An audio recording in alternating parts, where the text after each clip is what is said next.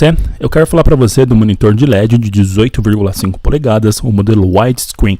O código dele é o V19b e o código complementar é 2XM32AA da HP. Gente, eu achei esse monitor assim um espetáculo. Ele é muito bonito, é fininho, a qualidade de resolução de imagem é sensacional. Ele tem vários ajustes, né? É um monitor mais profissional de fato e é da HP com uma qualidade assim incrível. Eu achei também o preço dele muito acessível. Inclusive eu fiz uma pesquisa de preço para poder deixar um link de referência aqui para vocês na descrição. Basta você acessar, é o primeiro link da descrição, confere a ficha técnica dele, confere todos os detalhes. Se tiver dúvida sobre alguma coisa, me pergunta aqui nos comentários.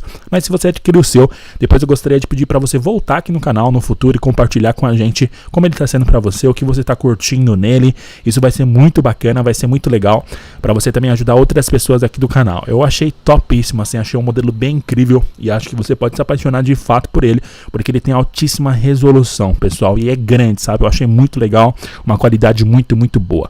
Bom, deixa seu like se você gostou desse vídeo, aproveita para se inscrever aqui no canal. Ativa o sininho para você poder receber notificação sempre que sair vídeo novo. Compartilha também esse vídeo aqui nas suas redes sociais.